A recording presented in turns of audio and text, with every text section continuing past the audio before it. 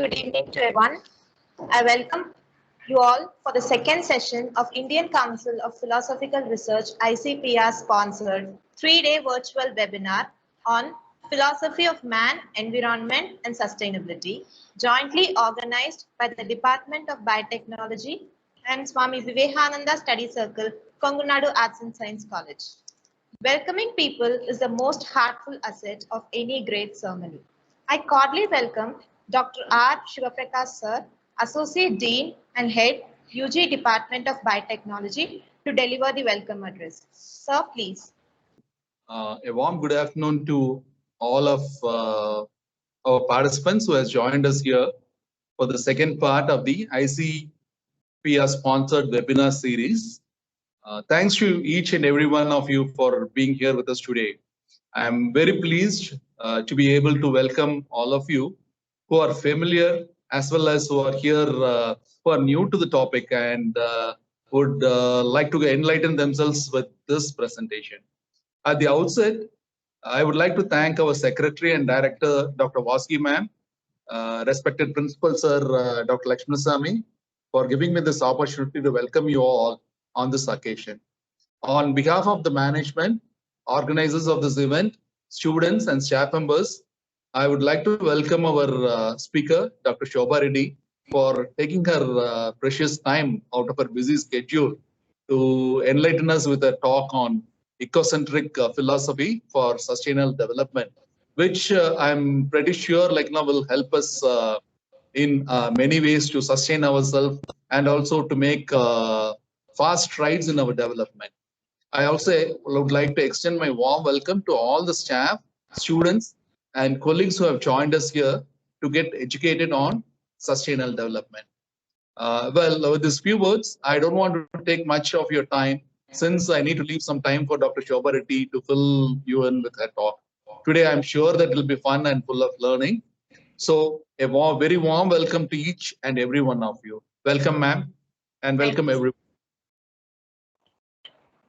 Thank you, Anisha. This is my immense pleasure to introduce our guest of honor, Dr. Shobha Ananda Reddy. She is an environmental scientist with more than 80 years of teaching, research, and advocacy experience on environment and ecology.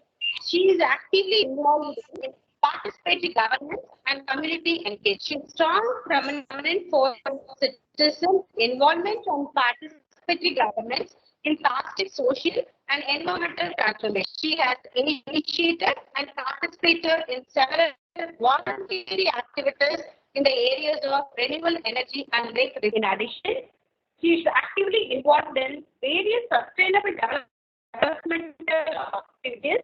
She serves as an expert committee member for the biofuel and the task force for the Western Ghats of Government of. She is currently working on a Dean job, participatory governance, energy sustainability for remote handlers, ecosystem restoration, and the localization of sustainable developmental goals. With this note, right now she's the trustee and director of Trust for Innovation of Environmental and Nature Development Trends. Dear participants, it's our privilege to have such an eminent person with us for this great occasion. Now I give the session to our guest of honor, Dr. Shobha Ananda Reddy. Ma'am, please take over the session. Thank you so much, ma'am, for an elaborate introduction. And I'd like to thank Mr. Madan and the Kongunadu College for giving me this opportunity to deliver this lecture today. To take you through my session, and ma'am was just telling you about my organization name. I represent an organization called as Trust for Rejuvenation of Environment and Nature Development. So basically, this is an organization which we established about 4 years ago with an intention to do something good for the environment in our own capacity as individuals. So my main intention was to take forward some of the ideas and strategies that I believe are workable in the space of sustainability and environmental protection. So basically what we are doing through our trust is we are trying to work on lake rejuvenation projects. So we have already worked on rejuvenation of one lake. It's about 100-acre lake, and it has taken about 5 years for us to rejuvenate that lake, but then we have achieved it in 5 years time through collective action, not just one person, but about, group of 200 of us have come together and we have worked towards that. Apart from that, we are also trying to create the same model, to replicate the same model through several other people. And we are also providing solar home lighting to people living in the remote villages who are not having any access to electricity. Those are our trust activities. So now I'll quickly move to the actual topic. So this is the session outline that I thought for today. We will first try to understand what do we mean by environmentalism and how it has evolved. Today, so many of us are talking about environment, nature, and everything. Whether it was like this earlier or suddenly it emerged, and what were the causes for this is what I would like to introduce you to. And then we'll try to understand what do we mean by sustainable development. Is this in any way different from environmentalism, or is it the same as environmentalism? We'll try to look at that, and then we'll try to understand what are the existing approaches that people take. When I say people, it could be individuals, it could be communities, it could be organizations, or it could even be the nations as such. What kind of approaches they are taking for development. So there are basically 3 different types of developments we can categorize as. One is anthropocentric, ecocentric, and technocentric. So me coming from an environmental science background, I largely believe that when we look at ecocentric approach, or when we think of ecocentric philosophy and go by that, that is what is going to lead us to have better harmony in the ecosystem, and also lead a good life for everybody, so that it's not harmful to anyone. Lastly, I would like to take you all through how is it that we can adopt this kind of ecocentric philosophy. So normally all of us think that the moment we say ecology, environment, people think that, okay, these people are going to ask us to compromise a lot. Now they will want us to live like, give up everything, and then give up all comforts of life and things like that. It's not so. There has to be a balance, basically. When I say ecocentric, it doesn't mean you give up everything and live like tribals. That's not the idea of it. The idea is you think of every action of you as how that action of mine is going to have an impact on other living organisms in the environment and environment as such. That is what the ecocentric philosophy is all about. So we will see how some of these approaches can be adopted by all of us practically. We'll not talk of things which are impractical. We'll look at things that are practically possible for us to adopt. So all of us know that June 5th is observed as World Environment Day, but then many of us don't realize that that didn't start off just like that overnight. There was a reason for World Environment Day to be observed on that particular day. And I think all of us today, if you're talking of environment, ecology, or whatever it is, must be thankful to this one great personality called Rachel Carson. She basically was a marine biologist, and sometime in the year 1962, she published a book by name Silent Spring. The name itself indicates, symbolically, she named that the spring season, where the current season that we are going through now is the season before your monsoon, when you will see a lot of chirping sound of birds that we see in the environment. So across the globe, spring season will have that kind of environment around us. So she was having this bird watching hobby right from her childhood, and she suddenly felt that that whole spring season had become quiet. There was no chirping sound of the birds, and a lot of changes had happened to the spring season. So she did a lot of research, and through her book, she brought out that in this particular book called Silent Spring, she brought out and communicated that because of irrational use of chemicals that we are using in agricultural practices and also in our other regular practices, lot of biodiversity is getting affected by way of these chemicals entering into the food chain and eventually reaching the bird population. So that was the message of her book. So ultimately she concluded that if we continue the same kind of life, today it is affecting us, but then eventually we are also going to be consuming the same kind of food products, and one fine day even human health will be affected. That was the whole conclusion of her book. So what happened then, why did she write so, is something that we need to understand. All of us know 1962 time period is what we are talking here. So before that 1945 World War, all of us are clear about it. And post World War, there was a massive demand for industrialization and then urbanization. There were good growth taking place. So in that process, now what happens is you have good food demand in the cities, and in the cities you have large tracts of land, but then there is nobody to do the cultivation. People are less. So then what practices we adopt in order to achieve good quick food production? This kind of chemical spraying of pesticides and fertilizers and irrational use, much larger than what was required, had started happening. And also storage food grains. Today we are talking of cold storages. Those days there was nothing like cold storages or anything. So food crops would be stored in some rooms, and there would be pest attacks or ants and things like that infesting the crops that were stored. So in order to protect them also, people were using a lot of chemicals. So in normal practice, the first image that you're seeing is what we would adopt. But when we are spraying chemicals in this fashion, the second image fashion, what happens is we are adding thousands of volumes more than the actual chemicals that are required to get rid of the pests and pathogens. So in this process, what happens, all those additional pests and pesticides that we are adding will go and start accumulating in the soil or settle on the plants or enter into the food chain by way of entering through the soil. Along with other nutrients, these also will start entering into the food chain. So this is a simple image of, let's say, 2 units of chemicals are there in the soil. From the time it reaches the grass, it multiplies, and from there to insects, it multiplies. And then this is an example of a fish. It could be a herbivore plant and then a carnivore. This is how it keeps multiplying and keeps growing in larger numbers. Now, these contaminants or chemicals don't degrade as they enter into our body. Ours or animal or even the plant tissues, they just keep on accumulating there. They don't degrade and they keep accumulating there. So it keeps multiplying from one level to the other level. So this is an example of how the bird population had started getting affected because of this. You can see the thinning of eggshells. All of us know that shells are made out of calcium. Now, when these contaminants are there in the body of animals or us, the calcium that is required will not be available for its regular activities. Instead, it will start coagulating and combining with these contaminants and forming separate compounds. In that process, there will be no free chlorine available in the system or free calcium available in the system. As a result of which, you will start seeing this kind of thinning of shells that starts happening.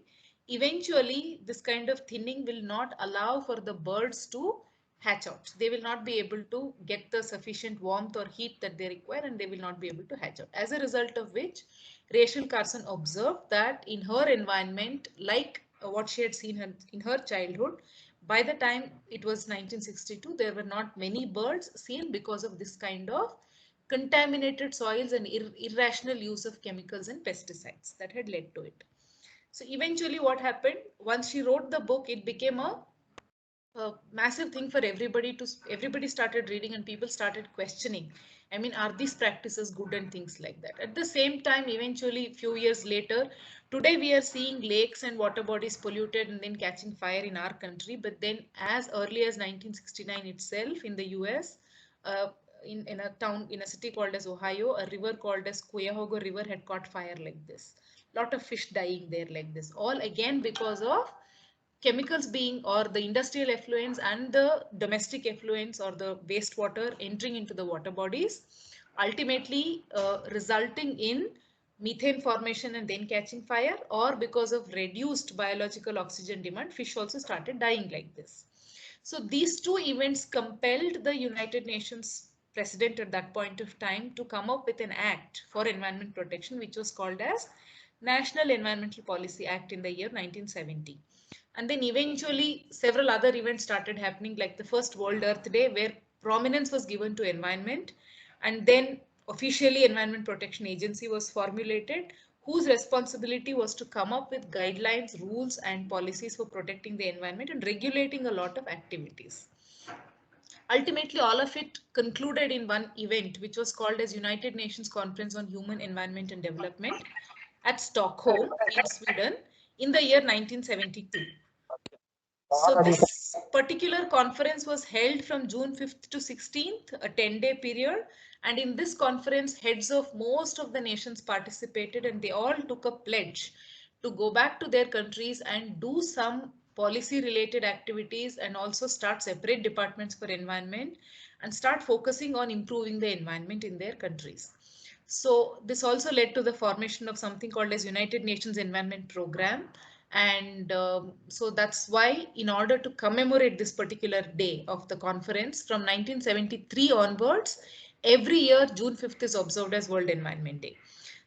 Later several activities happened, and then ultimately in the year 1987 a report was published which was called as Our Common Future. The author was Brundtland. It's also popularly called as Brundtland Report. Now this particular report is very, very prominent in the sustainable development space, because this is where officially the concept of sustainable development was defined and several policy rules were laid out as to how we must start looking at sustainable development. And then in the 1992, the United Nations conference, every year it keeps happening, the conference on human environment, and 92 one was called as Earth Summit, which started focusing on drawing more policies and drawing more rules and regulations for environment related things, which most of the countries started signing up to also. So this is the basic history of how this whole concept of sustainable development has evolved from environment to something different. So now we'll try to understand what do we mean by sustainable development. The word sustainable means something that can last long. That is something that we must understand. It could be anything. I mean, we are talking about development. It could even be as simple as running an organization. Let's say we have an organization, there's a good director, there's a good officer, then the officer will be able to continue the activity. Supposing the officer changes and some other officer comes and that officer is not having the same interest, then what happens? The organization will not be able to work at the same pace at which it was working when a good officer was there. Like that only, all of us are those good officers in the environment or in the society who have the responsibility of continuing the successful running of the earth and ecological services on earth, ecological processes on earth. Any one of us deviate and we cause some problem to the environment, the whole sustainability goes, and then there will be a whole lot of other problems that crop up because of it. So the exact definition of sustainable development is nothing but it is the development that meets the needs of present generations without compromising the ability of future generations to meet their own needs. So there are two concepts here. One is the needs part of it, and the other one is the limitations that get imposed because of technologies that are there or the processes that are there in the society. So sustainable development is not just environment, but it is also about the society and the economics of it. It doesn't make sense if I'm trying to say I want to protect environment and I don't allow for any economic growth to take place. Then that would not be called as development at all. That would be called a regressive movement. So we are not looking at something like that. We want development in such a way that the environment is not damaged to a great extent. At the same time, we also progress in some ways possible. Now, when this economic growth is happening, we want environment to be protected. Also, at the same time, society or the people to also have good living conditions or good welfare of people. So these are some of the indicators, or these are some of the factors that are listed under each category, like welfare of people, good living conditions for people, equal opportunity for everyone, social cohesion or social mobility, how people can work with each other, and maintenance of some human capital is also another important aspect of society. That doesn't mean one category of people get suppressed and then other people keep getting richer and richer. That is not the whole idea here. Everybody should get equal opportunity, and economic growth, efficiency, and employment for everyone, and livelihoods, international trade, those are also important. And when it comes to environment, the whole focus is to ensure that there is not much of consumption of resources. Limited consumption should be there in such a way that the resources are left behind for future generations. Today we are talking about renewable energy. Why? Because we are thinking that coal and other fossil fuel resources are exhausting. We want to protect them. Therefore, we are looking at alternatives so that they can last longer. And other kind of materials and waste that we are leaving into the environment, and in what way they are causing damage to the environment also becomes very, very important. So here is a simple representation of sustainable development. All of us think that social issues are different, economic issues are different, and environment issues are different. But ideally, when there is a balance between all the three components, society, economics, and then the environment, that is what we call as sustainable development. Now, we look at three scenarios. One is, let's say, for example, when the society and then the economics are going well, when there is a balance maintained between these two, you will be able to see an equitable society in such a situation. Whereas if there is balance between the environment and then the society, and we are not giving too much of priority to economics, it is still bearable because people are happy and they're not, getting too much of luxury. So it is still bearable. Okay, we can manage that. Whereas when there is a balance maintained between planet, the environment, and then the economics, we call it as viable development because we are still achieving economic growth and not damaging the environment.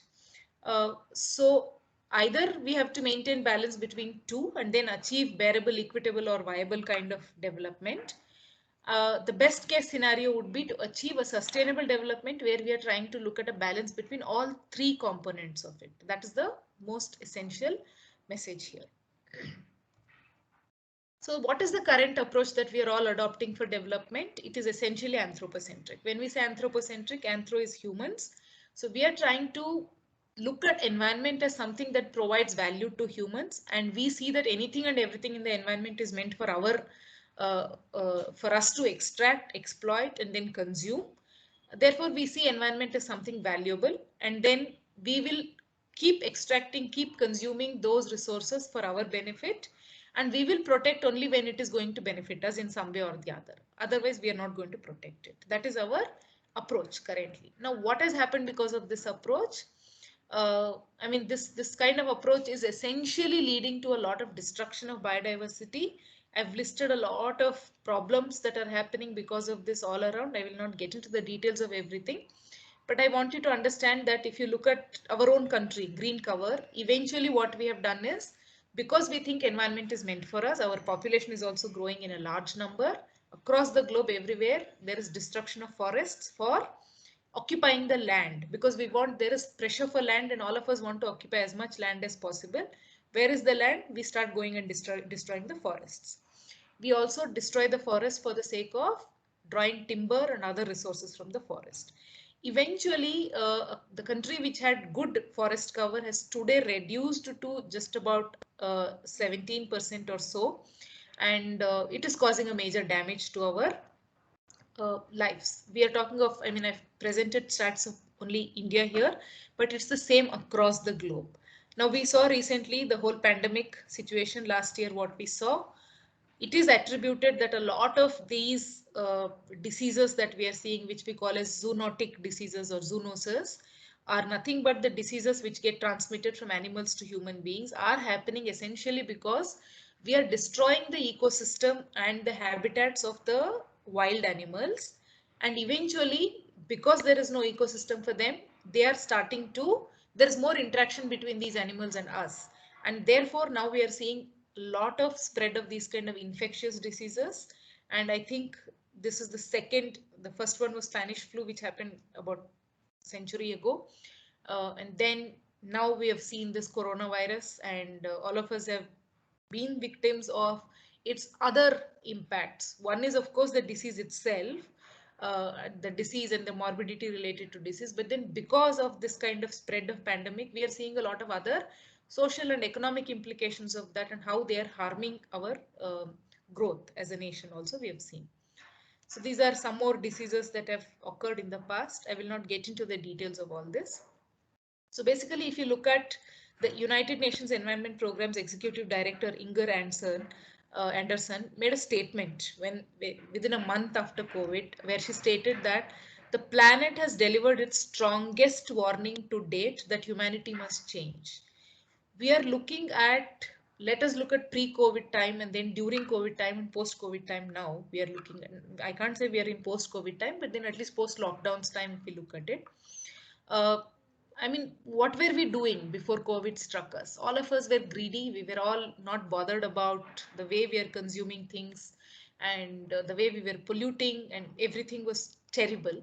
So during COVID time, everybody spoke and everybody thought that, it's time for us to start looking at the bad kind of development that we are doing. And now we must start focusing on giving importance to environment, and humanity should change and our lifestyle should change, and all these things we started telling.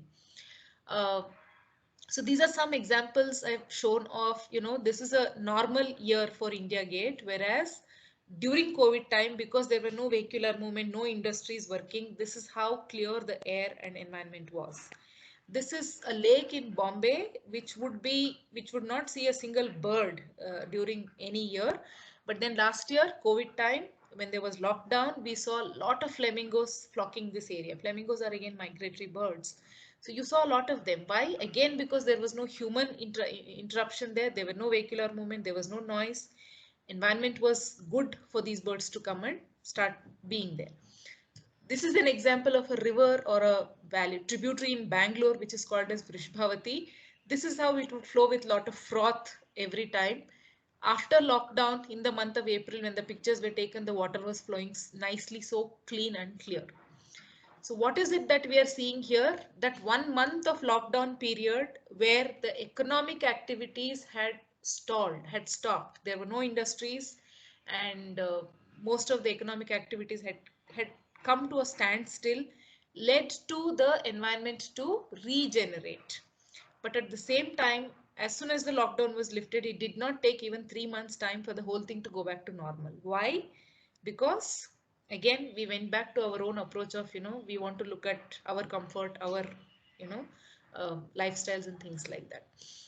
So I just want to draw your attention to two concepts. One is Millennium Development Goals and the other one is Sustainable Development Goals. And then I will get into the actual practices that we can adopt. So in the year 2001, the Millennium Ecosystem Assessment was carried out, where about 1,200 researchers across the globe came together and started doing an assessment of how ecosystems have changed in that entire century. With all the databases that they had, they started looking at it, and they concluded that human beings have changed ecosystems very quickly and to an extent where it has reached irreversible biodiversity loss. And they also made conclusions that ecosystems improved, though ecosystems, whatever changes we have made to the ecosystems, improved the human life and brought in betterment to our lives and luxury to our lives, and also economy improved, but then it has harmed the planet and society in a large way. In what way society? We are talking about economic growth, we are talking about big time vehicles, large industries, but then they are also giving us a lot of money on one side, they are also causing a lot of pollution on the other side. And it stated that if the degradation continued in the same way, it will be worse in the 21st century. And therefore, they came up with 8 goals, which were called as Millennium Development Goals, to start looking at how we can now try to protect both planet and society. And these were some of the goals that were adopted at that point of time, and a lot of progress happened.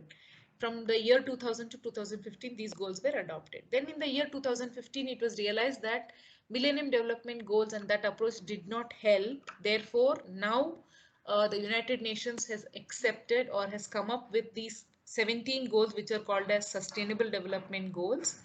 And here you will see that they're all distributed among for people, which is nothing but society, for planet, which is nothing but, our life, prosperity is nothing but the planet or the environment or the nature, prosperity is nothing but economic growth. So you are seeing all three here. This is your society, environment, and this is your economy.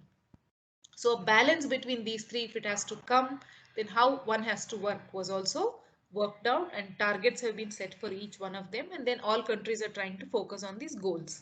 Now it was realized that for all these things to be achieved, it is important to have partnerships. Now when we say partnerships, we are talking about at a macro level, it is partnerships between countries and between, the groups of countries that we are referring to.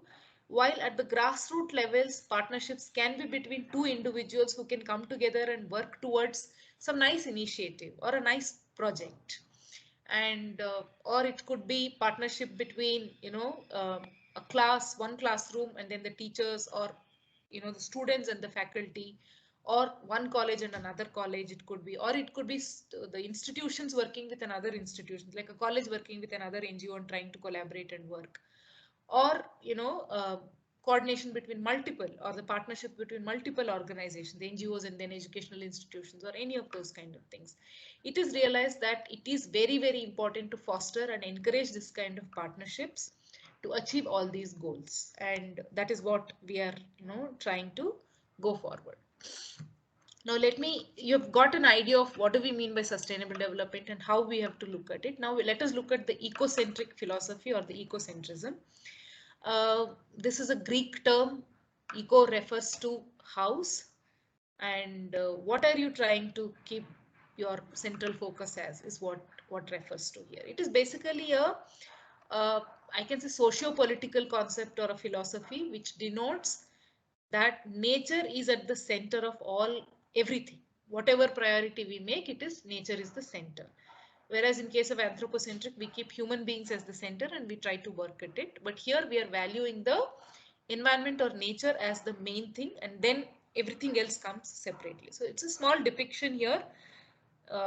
This is human beings who think that, you know, environment is meant for all other resources in the planet are meant for our consumption. This is your anthropocentric approach. This is your ecocentric approach, where you are seeing yourself as a part of the ecosystem. Because ecosystem is there, we are there, and because, you know, therefore we also have a responsibility to make sure that we don't damage through our activities in any way to the ecosystem. This is again another representation of the same concept. We cannot see ourselves as separate from the ecosystem. We are very much a part of the ecosystem, and anything and everything that we do will have an impact on everything else. So we must keep that in mind and question ourselves with respect to every single activity or whatever that we are doing, in what way it is going to cause an impact on the other thing. Now, let's say, for example, you have to spend 100 rupees. You are getting your salary of, let's say, for example, 30,000 rupees per month. Now, how do you plan yourself? Do you spend all the 30,000 rupees on you know, in one day itself? You have 30 days, so you are definitely going to be think of how you are going to distribute. What will be the impact if you spend 5,000 out of your 30,000 rupees on one single activity?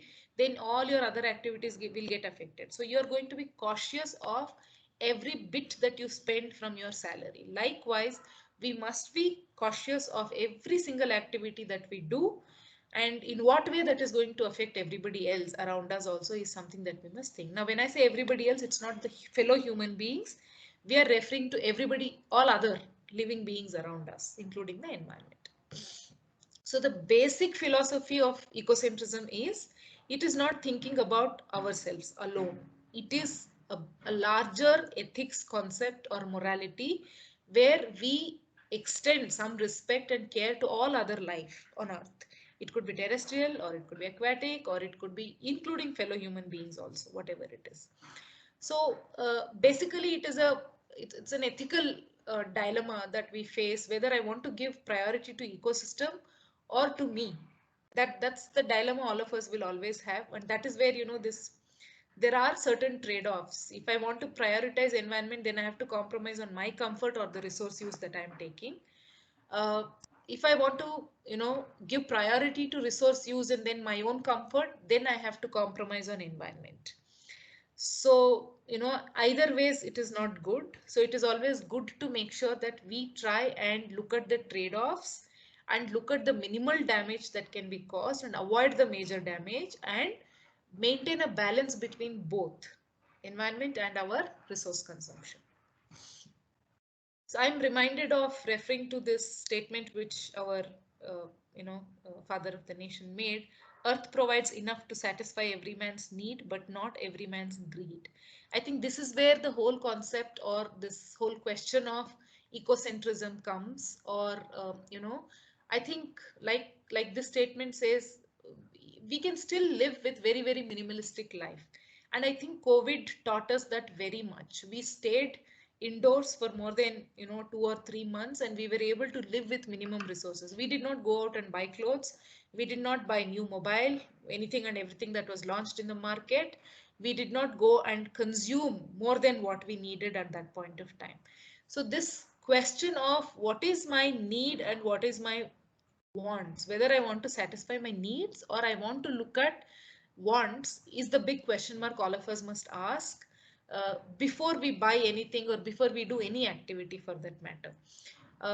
As long as we keep questioning ourselves about this, I think we will definitely be able to contribute to the sustainable development in a big way if we focus only on the needs and not look at our wants. Wants is luxury, needs is survival. I think we must just focus on survival.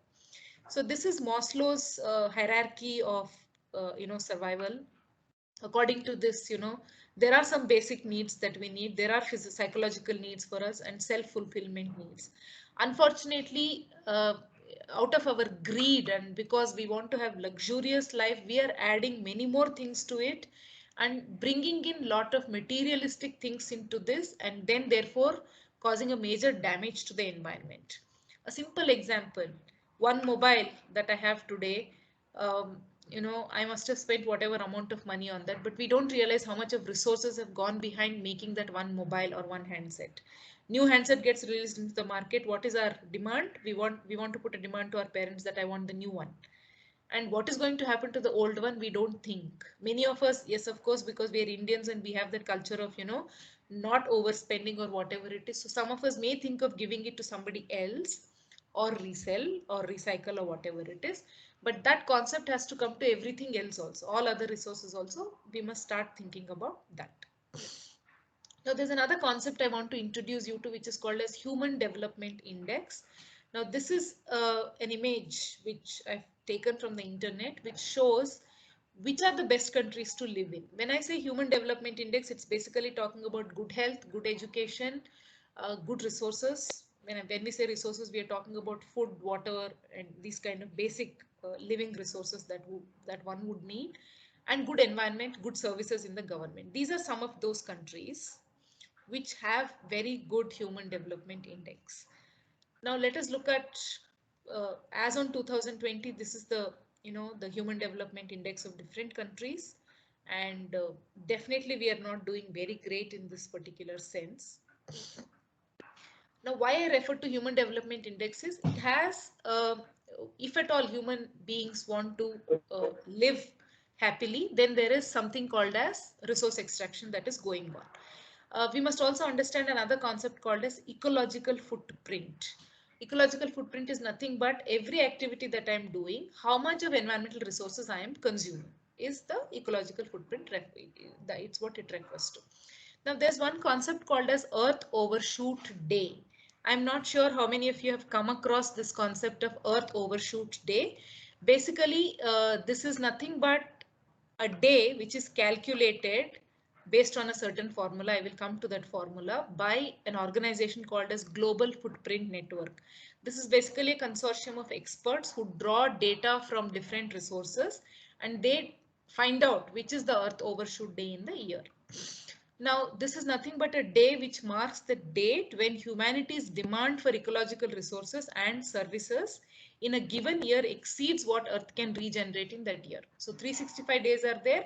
In that, what is the capacity of the Earth to produce those resources or services, and how much have we consumed is what is calculated. So the formula is given here. Earth's biocapacity divided by humanity's ecological footprint into 365 is equal to Earth Overshoot Day. So in the year 2020, this particular day fell on August 22.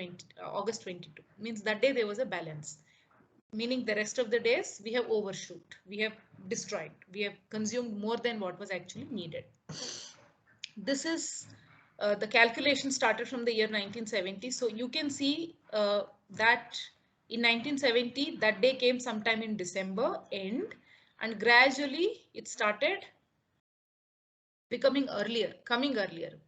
I mean, I hope you understand when I say, like, let's say, for example, the previous example, in the year 2020, on August 22nd, this day came. That means till August 22nd, whatever resources we were consuming were okay and were on par with how much the earth could produce. After 22nd onwards, whatever life we have led or whatever resources we have consumed are all over exploitation. Those are all the resources, or those are all the days when the earth could not manage us, but then we have still continued to exploit resources and damage the ecology. So you start seeing from December in 1970, this Earth Overshoot Day has started becoming much, much earlier. That means more than 5-6 months in the year, we are exceeding the resources that the earth can actually produce. Why I'm referring to this is we are consuming resources on a daily basis in many ways. Now we must question, in what way am I contributing to this Earth Overshoot Day? And we must start questioning our ecological footprint and try and see in what way we can try to reduce that. So this is a simple, what do I say? A simple graphic or a comic representation of egocentric or anthropocentric and ecocentric approach. When we look at being ecocentric, we will be able to help the earth regenerate itself and also regenerate the global commons. What are these global commons? Air is a common resource. It is not owned by anybody. The environment is global common. Water bodies, rivers, forests, these are all global commons. What are we doing? Because of our human greed, we are destroying all of those. So if at all we start focusing on keeping environment at the center, we will be able to restore all these common resources, ecological commons, and protect the globe in many ways. So basic concepts of this philosophy are, you must feel yourself as a part of the nature. You can't say I am different from nature and I am superior. That attitude should go from us. And anything and everything that we do, we must start looking at how can I reduce the resource consumption in this way and stop wastage of resources, also another thing, and enhance harmony and coexistence with other resources. A lot of us don't want um, um, trees or birds around us, but then only when we live with them is when there are a lot of other things that keep happening. And it should promote minimalistic life. I think now Japan has started in a large way, they're going towards this, where they think that one small house and then having very minimal resources. Earlier we wanted to have dining table, now people are talking about it's okay, I can sit on the ground and eat, or I can sit on a chair and eat. So the amount of wood that you may be spending for making a dining table, you're reducing that much of demand for that particular dining table. Is a luxury, isn't it? It's not an essential thing for us. So we must start looking at whether it is needed for me or not. That is what we mean by promoting minimalistic life, and promoting good health and well-being by having more nature and natural resources around us. Preserve global commons, as I said, and think always about the global, in what way the global ecosystem is getting affected because of my actions. And we must act locally in such a way that the globally also the environment will be protected and preserved in some way or the other. Now I'll just give you some examples of what are ecocentric thoughts or philosophical activities. I'll close in 5 minutes. I'll just give you a couple of examples. This is a large scale example of all of us are looking at farming practices. I started my lecture with the chemical use in the agriculture. I want to also use that as an example for promoting this ecological or eco concept. So in a conventional method of cultivation, that I won't say conventional, it started only about 30-40 years ago when chemicals and fertilizers started coming. The focus is more on yield, and we also want to get good nutritional, we are supplying more of nutrients to the soil for this, and also the focus is more on profits, how much of profits I want to have. So if you look at it, to get whatever profits we are getting, we are also investing a lot of cost on that. And of course, it is giving employment to workers by these kind of methods to some extent. These are the only priorities of your conventional method or chemical method of farming. Whereas in organic farming, you can see these petals are more for everything. Here it is all very less for many things, for biodiversity and others. Whereas in this organic farming practices, it has an impact on every aspect in many ways. Profitability can be also good, but unfortunately people think that giving more pesticides will give you more yield. It is not true. You can get the same benefits using organic farming practices also. But only thing is, this may be more labor intensive. We may need more people to be employed in this, and more time it may take. More efforts may be required for this. That's all. So this is a simple example of, chemical fertilizers. You're adding plant nutrients, and because of those plant nutrients, directly they're going to the soil, and then your plants are growing. In case of organic farming or organic fertilizers where we are adding organic matter to the soil. Soil nutrients improve because there will be more microorganisms growing, and also the soil health improves, as a result of which what happens, plant nutrients also will be added to the soil by way of microorganisms. Most of you are biotech students, so you may understand what I mean by this soil health improvement. Therefore, indirectly the nutrients are supplied to the plants, not in the direct format. Now, when you do this, the soil health will be better. Nutrients are there, microorganisms are thriving, therefore your soil and everything else will be good. When we use chemical fertilizers, all other life forms start decaying here. Eventually what happens is, soil will only be rich with these nutrients and no microorganisms will grow there, and those nutrients also will be taken up by these plants, and ultimately the soil will be dead. It will have no life in it, and eventually that soil will not be fit for any agricultural practices. So in organic farming, we focus more on the soil beneficial species or organisms. And in chemical farming, we start looking at killing all these organisms, and we want to only maintain the keep using heavy influx of chemicals to be added to the environment. It's very, very dangerous. This is another example of it's a basic biological activity that goes on, or a basic physiological activity in women. All of us get periods, and we use what? We use this kind of synthetic pads. And unfortunately, we don't realize that these synthetic pads are not, degradable. They have several layers of components which are not degradable, and whatever we are adding, we are using these pads and we are putting it back into the environment. It's just getting accumulated somewhere at the end of it, or they're being burnt. When they're burnt, again, you have release of dioxins and many other things. So alternative is this kind of menstrual cup can be used, or the cloth pads can be used, which were being used earlier. So a simple comparison between the two: a woman will use about 528 pads or these kind of tampons in 1 year. Okay, and that much can be replaced by just making use of one organic cup. This cup is reusable, washable, and then you can use it back. So what are we doing by making this one small change in our lifestyle or in our practice of keeping our hygiene? We will be able to prevent so many pads from going into the environment, and therefore it will protect so much of damage from happening to the earth. Another concept is, maybe as students you may not be into these activities, but then you must be aware of this particular thing of, today we are all using cement bricks because of the cost and other things, less price, and then more durable is what people feel. And then the other alternative is mud blocks, or this kind of red bricks, which were being used olden days also. There's a huge difference between the two. This kind of construction is leading to something called as heat island effect.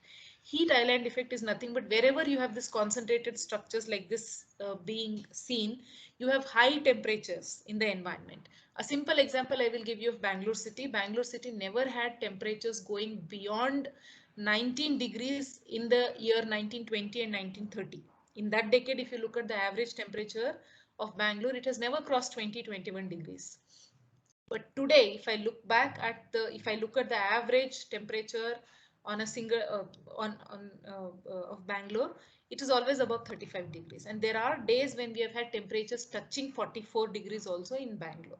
Why? Because of destruction of greenery on one side. On the other side, this kind of heavy use of cement structures and heavy use of glazed glass materials, which all absorb the heat and retain the heat. So even these cement structures, they absorb and they retain the heat, and in the night they emit that heat into the building.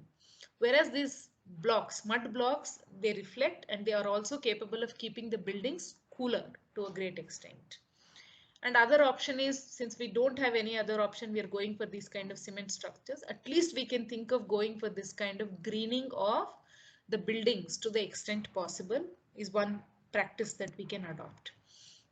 This is another example of all of us use heavy plastic consumption, and we don't think of, I'm throwing plastic out of my house, in what way it is going to cause damage. From your house, you may be putting in the dustbin, but then after that, where is it going? It is collected by your waste picker. And what are they doing to it? A lot of it, we don't have processing facility in the world. Nowhere in the world we have 100% processing facility.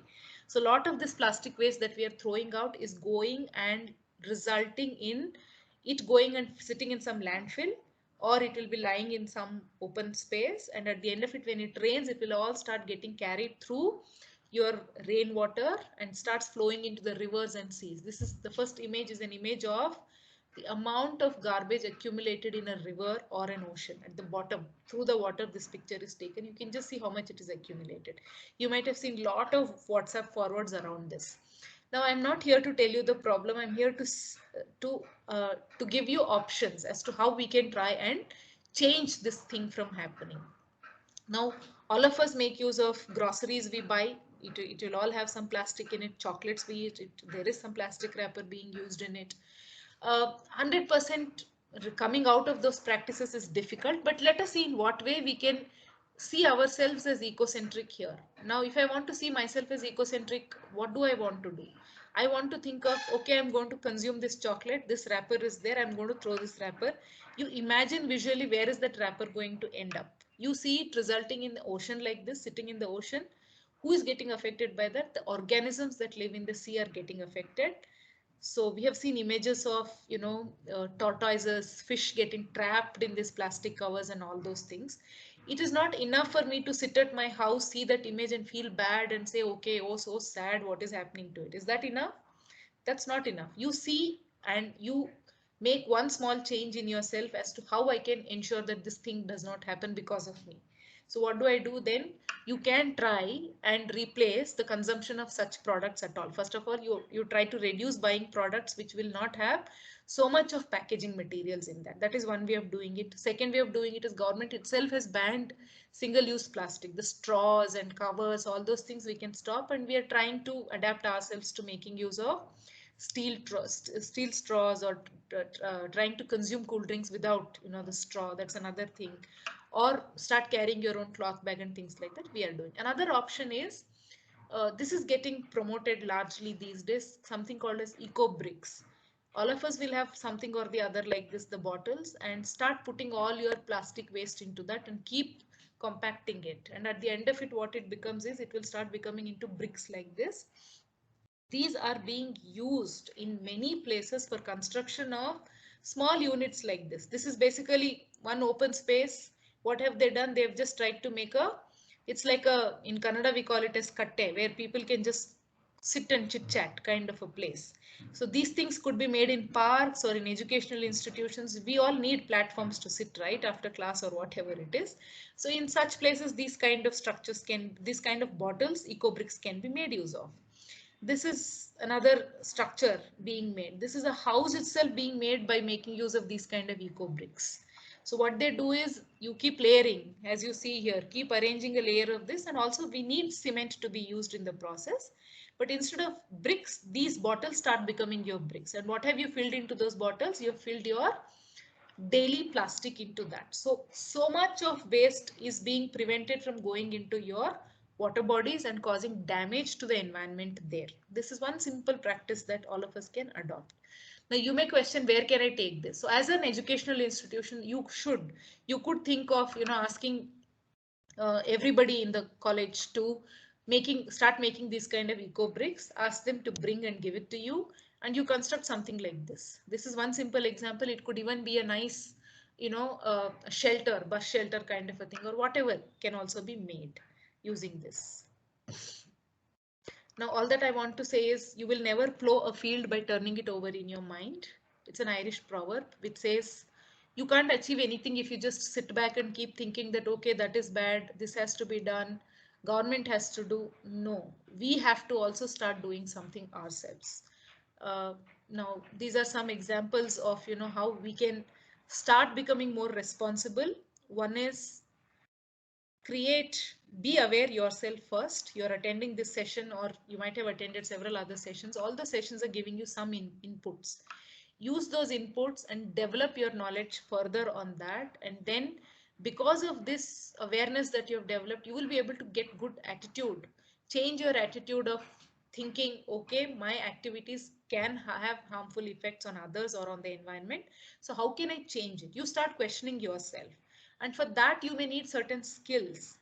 Now, the simple example of, you know, putting all this plastic into this bottle and compacting it, that is also a skill. No, you have to change your attitude. For instead of throwing it elsewhere, I will put all my plastic into this. So you have to change your mindset to this, and then you will be able to actually participate in the change making process in a large way. This is how we start changing our mindset and start becoming ecocentric in our own approaches. So I've given you simple examples here of, you know, all of us use social media, Facebook, Instagram, WhatsApp, Twitter, everything. One simple thing that all of us can do is start picking one good practice and start spreading those practices on the social media. Who is bothered about, you know, all of us have these habits of going and sitting in a restaurant, take a picture of the food there and then post it on social media. It may be nice for us, but then who is getting benefited from that? You are feeling happy about, you know, you are feeling proud that, you know, this is the food you're eating and you want to share it with your friends. Fine, but then is it going to help anybody? Is social media meant for that? Can we not utilize the social media for better things? And can we not spread good messages through social media? And can we not spread good practices that people can adopt through social media? And can we not become those social media influencers? Your friends are following. So one good thing that you do, if you share it with your friends, all your friends also will be motivated to do that good thing. So this is where you start changing, making change in yourself. That is one simple thing. Another thing is, all of us give gifts to our friends on their birthdays or, you know, different occasions. Can we start adopting the practice of giving plants as gifts, and they will nurture those plants, and that's a good way of doing it. We have something called as you know, World WWF, all of you are aware of. They have this practice of adopting animals which are endangered and then giving them protection. So starting, you know, as small as 1 rupee, 1,000 rupees also can be donated to these kind of causes, where WWF will pool in the money and then give it to the places where these kind of animals are being protected. And then other thing is, of course, not buying the products which are made from, you know, poached animals and, you know, those kind of things. So we must question ourselves before buying the products, from where this product is coming. Does it have a good footprint? And what will be the life cycle of this product? Question all those kind of things. And be a responsible traveler wherever you go. I saw some time back when I had visited Kodaikanal, I saw a group of college students. They had come there for a visit and they were carrying a sack with them. All that they did was, through their trek, they carried that sack and they picked up all the plastic and garbage, they put it into that and they brought it down. I felt that was a very nice thing done by the students. So we all, as family or as friends, wherever we go, we should try and bring in those kind of practices and try and see in what way we can ensure that there's not much damage caused by us to the environment where we have gone. This is another example of, you know, home garden or terrace garden that people are trying to adopt. So to sum up, I've just tried to say either we can get into advocacy, or we can, through hobbies like bird watching, photography that we have, we can get connected with like-minded people, build partnerships with such people, and start volunteering for different activities in their own way. This is one way of doing it. The other way of doing it is to promote sustainable development. There are many careers that one can take up. You can become a conservationist, you can become a scientist, ecologist, wildlife biologist, or, you know, the services like Indian Forest Service, Indian Administrative Service, all these government services where you can make your career and you can promote this whole concept of sustainability there in your workplaces also. These are some organizations which give you a lot of you know, advisories and a lot of competitions they keep holding. You can be a part of these kind of events and enhance your knowledge further and spread that message among your friend circle.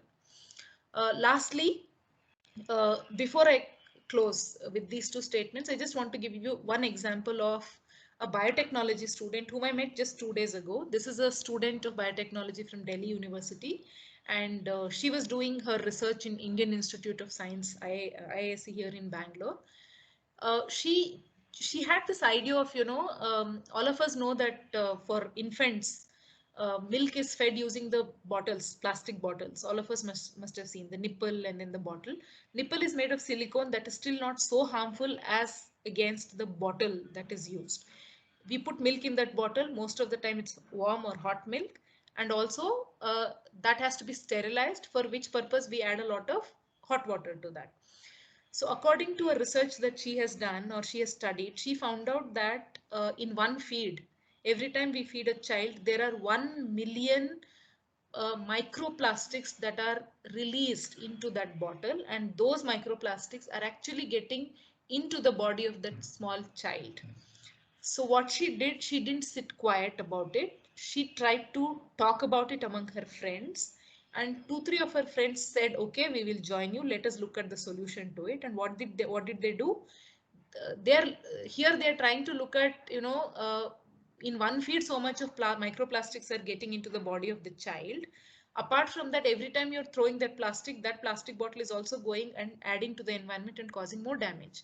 So they have now floated their own entrepreneurial venture or a company of their own, where they are manufacturing steel feeding bottles, so that, the environment is protected, the child's health is also protected. So what is happening here? One person had a concern. She didn't sit quiet with her concern. She discussed that concern with her friends, and then those friends further came together to partner with her, and now they're coming up with a venture itself. There are innumerable examples like this of where people have started thinking about, out of their concern, and they have tried to take it beyond just being concerned about it and thinking about it. They've taken it to some logical end, and they're trying to do something out of it. So that is what I think all of us must think of. So in conclusion, I want to quote these 2 quotes and leave you all to think for what is it that we want to do. First is our the constitution itself. I think all of us are always asking fundamental rights. This is my right. Why am I not getting? And we question the government about it, but we forget what are my fundamental duties, and am I doing that fundamental duty towards the nation is also another important thing that we should ask ourselves.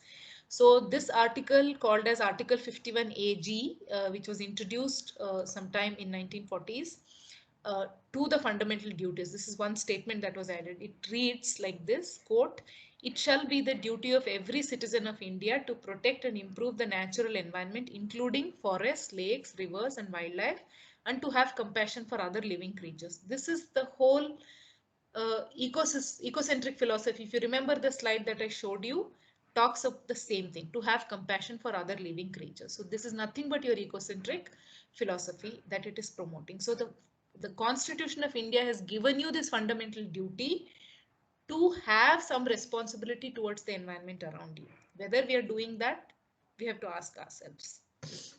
This is Jane Goodall, who is known as Chimpanzee Lady, and she quotes, I quote her, "You cannot get through a single day without having an impact on the world around you. What you do makes a difference, and you have to decide what kind of difference you want to make."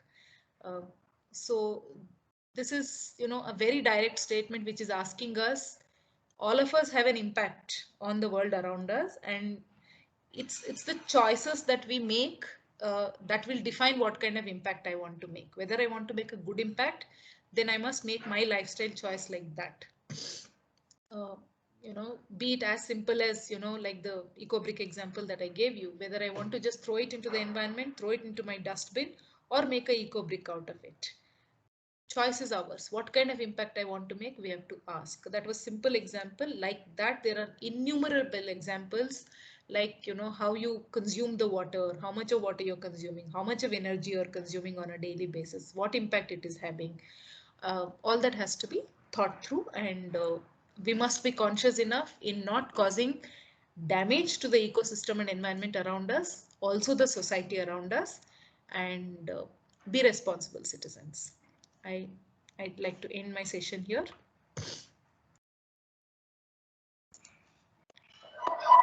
Thank you, ma'am. Thank you for enlightening us with your wonderful presentation. Now the session is open for queries. Participants can unmute your mics and ask your questions or can type it in the comment section. Good evening, ma'am. Good evening. Ma'am, is it audible? Yes, you're audible. Ma'am, thank you for your wonderful presentation. Ma'am, you have given many examples for the role of organic and the chemical usage on the environment, the impact. I would like to ask one question to quote one example. Ma'am, then why the chemical fertilizers are in the regular practice, ma'am? And also the government may taken the steps to minimize the production. Yes. Then if we minimize the production, the usage, if we minimize the production, we can the usage of the chemicals are also will become lower in the environment. So why can't we take this step, ma'am? Okay, very nice question. See, I think I don't think I mentioned this in the lecture. One thing is we must understand that anything and everything that is happening is not only because of us. We have systems established, like you have a government, and then you have various lobbyists who are working. So if you go back and see 20, 25 or 30 years ago, I don't think we had chemical usage to the extent to which it is happening today. Why all this started? Because somebody wanted to make profit, somebody wanted to make money. There was also demand for food. Good food security was also needed. And so this was one method which was invented, or one method which was tried out to say that, okay, if I add this to the soil, you will get good yield fast and things like that. It started getting promoted and people started adopting it quickly because everybody wanted quick money and quick, less effort, more money. So, I mean, what you're saying is right, that, you know, why governments are allowing it and why companies are there. The straightforward answer is vested interests, or we want economic growth. I can't say it's just vested interest, it's also the economic growth. And to some extent, gradually that has to be replaced. And there are many farmers who are now getting into these things, who are showing that there was also this wrong notion that was spread by the lobbyists that, you know, only if you use chemical fertilizers and chemical pesticides, you can get good yield. Your natural methods are not going to give you good yield, kind of a message was spread. And I think that was taken by people, and that's how so much is happening. You are in Tamil Nadu, you must have heard about Swaminathan Foundation, MS Swaminathan Foundation, Eco Society in Chennai. They're all doing a lot of effort to promote this kind of ecological practices. And it's a long way to go. It is easy to spoil the mind of people, but then to bring them back to the right kind of mindset, it takes decades and sometimes centuries. So as you rightly pointed out, there are different levels at which things have to happen. At government level, policies have to change, and markets have to change. Market has to start looking at, you know, ecological methods. Today, if you go and want to buy vermicompost from the market, they will charge you anywhere between, you know, 30 and 40 rupees per kg. Your chemical pesticides or fertilizers you may get at a very low cost. Why? Because this is cheaper and that is expensive. So that is where, you know, we have to at grassroots levels also start doing more of these practices. Then we can reverse the whole scenario. Thank you, ma'am. Yeah. Ma'am, ma'am, one more question. Yes. Then who can take the step initially, ma'am, to change this criteria? I think the current scenario. Yes, I think the government to some extent has already started working on this, because a lot of, see, I think for any policy change or anything to happen, it's largely the academic institutions and research institutions which have to bring out research inputs and outputs and say, like today, as an academics, I mean, we all have responsibility to produce research. My own research was on eco-friendly methods for management of plant pathogens. So we try to bring out and publish that, you know, when you adopt ecological methods, you can control more than 9 types of fungal and bacterial pathogens and bacterial diseases. And we showed that, you know, it is possible practically to do it. So like that, academics and research also has to bring out a lot of studies and outputs, one at one level. And on the other end, the governments also have to, the people who are in the government committees, the organizations that have access to government will also have to work at it. And we have the responsibility as academics to also start working with people and promoting these practices among them, reaching out to them through extension centers and things like that. So I think it will be inappropriate if I don't mention the government policies in this regard. I'm not sure how many of you are aware of the government schemes where government is trying to come up already with a system called as soil health cards. They do test the soil and they give them the health cards. And through that process, the farmers are also educated on the amount of chemicals that you're using has already killed your soil. Therefore, if you want to improve the soil health, you have to make use of certain biological methods, and they are teaching them those biological methods through National Bureau of Soil Science. So there are regional centers, district centers. These practices are already there. So that wave of change has already started at some level, but it has to increase and become a large scale activity. Okay, ma'am. Thank you so much, ma'am. Thank you. Thank you, ma'am. Yes. Any other questions? Ma'am, this is Siva Prakash from Biotechnology. Yes, sir. Thank you for the wonderful speech, ma'am. Just to add to your point, like, no, I mean, there are a couple of studies, one in China and one in India too. Yes, sir. Say they have seen like no persistent organic pollutants and pesticides. Risks are seen even in rice that we consume. So it's a really worrisome situation, and like no, unless until we change our methods of farming, and also like no, unless and until we educate the people, yes, sir. it's going to be more disease like more diabetes and cancer is going to keep surging like not before. Yes, sir. New lifestyle diseases. I didn't touch upon that because I thought that would be too much. As you rightly pointed out, sir, I think there are good practices that can be adopted, and awareness and education is most important. And thank you for adding on that point, sir. Ma'am, I have, ma'am. Yes, sir. Ma'am, you were talking about these eco bricks, na? Yes, sir. Now, though we are going to use some cement or something, what could be the durability of these bricks? Because as you were speaking, we were actually discussing that we can do some activity of that kind here in our institution. Yes. So what could be, maybe for building certain small structures, it is fine. But when you think of building a small house or something, what could be the durability of that? Sir, I think, see, today's generation, I don't think we want to have any structures for more than 40, 50 years. We want to destroy and we want to renovate. So that is the first point I want to say, because even proper buildings built with cement bricks, people are destroying in 20, 30 years because they're having, new structures, new models. They want to renovate. All that is happening. First point. Second thing, when it comes to durability, I think that is where how nicely you compact it has a big role to play, because if it is not compacted properly and if there is hollow structures in that, then it can easily collapse, and then some stability issues can come in the building that is built out of it, or any structure that is built out of it. So that compacting is very, very important. It should be nicely compacted in such a way that there should be no air gap in the bottle. That's most important. Now, when it comes to plastic, if you look at, I have not included that in my slide, how much time it takes for plastic to degrade. Plastic will just not degrade in the environment. It just doesn't degrade for thousands of years. It will remain. Maybe there is some research where we see, some people are trying to come that at the base of the rivers and at the base of lakes, if you try to remove the thin plastic that would have got compacted long back, that had started wearing and tearing. That's all. Nothing more has happened. It has not degraded biologically in any way. So that being the case, definitely it will last for 50 plus years. There's no question about it. And in a lot of underdeveloped countries, for housing projects also, they're making use of these kind of materials. And I think we are not definitely looking at building houses for people here. We are looking at benches and these kind of small structures, or even greenhouses that we try to construct. Bottles can directly be used for making those greenhouses. I think if botany or biotechnology students are there, they could definitely experiment if there is space. I mean, it's not necessary that you have to do it on the land. It could even be done on the terrace. So you can come up with some nice structures and make these kind of things.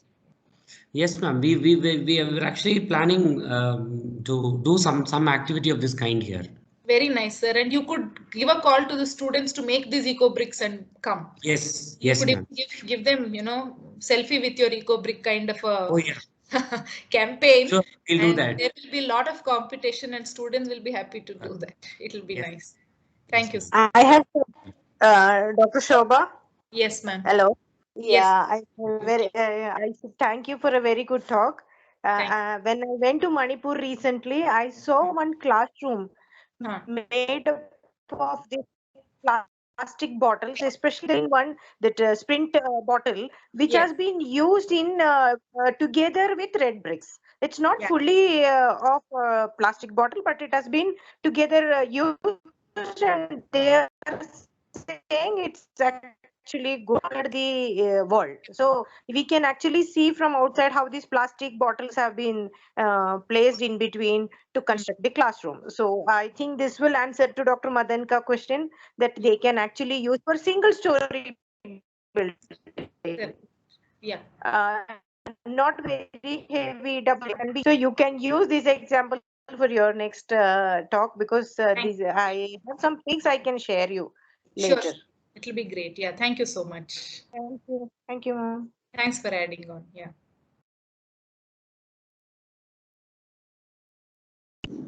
Do we have any other questions from students?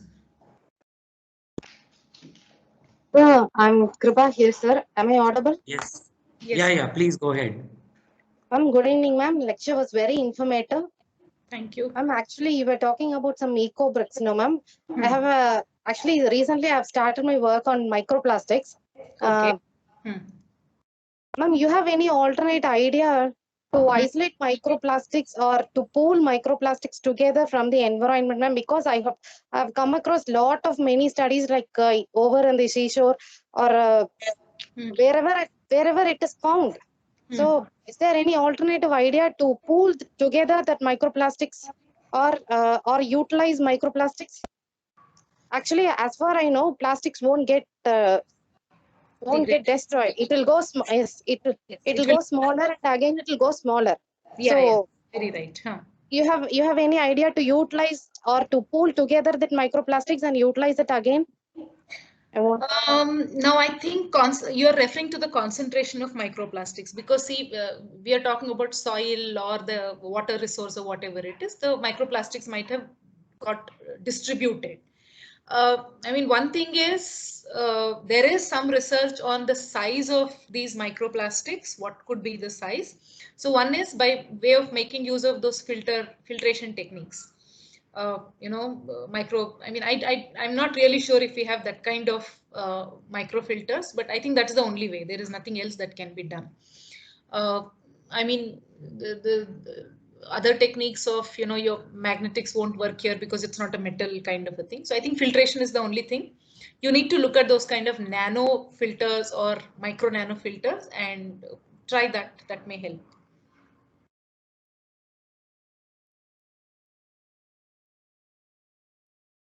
Hope I have answered your question.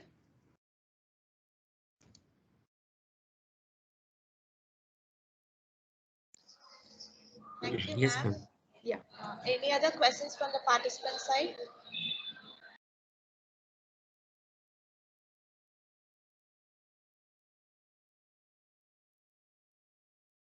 And I just want to add on one thing. If there are my biotechnology students, I would request the students to have your own blog where you can start creating, making awareness campaigns. Blog is not like a website. Blog is like, you don't have to pay it. You can write articles and it's like how colleges maintain newsletters, no, something like that. You can write small articles. You have the research bent of mind. You have that background. Start writing about using of VAM. Start writing about using, EM bacteria or those beneficial soil microorganisms, how to improve soil health, all these kind of concepts. You can write small articles in local language and start making it available in the form of short stories or short articles, both on blog and also on your social media sites. You could get your articles verified by your faculty, peer reviewed by your faculty. See, it is nice for us to write research articles, but today we are not in a condition where, we want research articles for our career growth. Fine. But then whom do we want to educate? People. Apart from Exactly. research articles, please start bringing your knowledge that you have gained through your academics to the grassroots level in local languages. Start making these short stories. That impact is enormous, and we need that kind of impact today. And biotechnology definitely has large scale impact in food sector, in your agriculture sector, even in water, whichever field we refer to, there's a lot of scope for it. Any of the science students, I would urge you to please start focusing on this. Create your own blogs, start your own social media campaign of educating people with this kind of technicalities, which can be adopted at grassroots levels in simple language. And that will have huge impact, and you will be contributing immensely to the society. Ma'am, I would like to add something here. Yes, sir, Most please. of our second PG students, they're actually working on projects related to environmental biotech, and there are also some students who are developing some products as well. Very So it's a nice suggestion that you gave to write blogs. Yes. And I know a student from Odisha who is a biotechnology student who is running a nice blog. It's also there in Twitter. He is Prashant. I Yes, think sir. you might have seen his blogs. It's very, very professional. Yes. So it's a good suggestion. I hope students will take up this idea and start writing blogs. Thank you, sir. Thank you, ma'am. Thank you.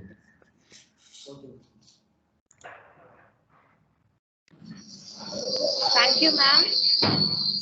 Now I request Dr. M. Gokul Ramnath, sir, Assistant Professor, Department of Biotechnology, to propose the vote of thanks. Sir, please. Am I audible? Hello. Good evening, all. Am I audible? Okay. Good evening, all. Good evening, all. Gratitude is the most excessive form of courtesy. I humbly take up the privilege in delivering the vote of thanks. My heartfelt thanks to our President, Dr. M. Archami, sir, who has been an inspiration with his dedication for the progress of our institution. I sincerely thank our Secretary and Director, Dr. C. A. Vasigi, Madam, a guiding star, for providing her immense support in all our endeavors. I would like to express my profound thanks to our Principal, Dr. M. Lakshman Swami, sir, and Dr. R. Sivaprakash, sir, Dean, Associate, R&D, Head UG, Department of Biotechnology, for their constant support and guidance. I am happy to I express my heartfelt gratitude to our today's resource person, Dr. Shobha Reddy, founder and director of Trend Bangalore, who spared time from her busy schedule to enlighten us with her excellent talk. I am happy to express my thanks to Dr. S.R. Madan Shankar, Dean Academics, Head PG Department of Biotechnology, and the faculty members and students of Vivekananda Study Circle, who have been the backbone of this ICPR sponsored webinar. I would like to thank all the faculty members of our department for their moral support. Finally, I thank all the participants for their cordial cooperation. Once again, thank you all. Thank you. Thank you so much, ma'am. Thank you, ma'am. The feedback link has been posted in the comment section. Participants are requested to fill the form. It is informed that the certificates will be provided only to the participants who attend all the 3 sessions. I repeat, the feedback link has been posted in the comment section. Participants are requested to fill the form. It is informed that the certificates will be provided only to the participants who attend all the 3 sessions. Thank you all. We'll meet tomorrow at the same time, the same link.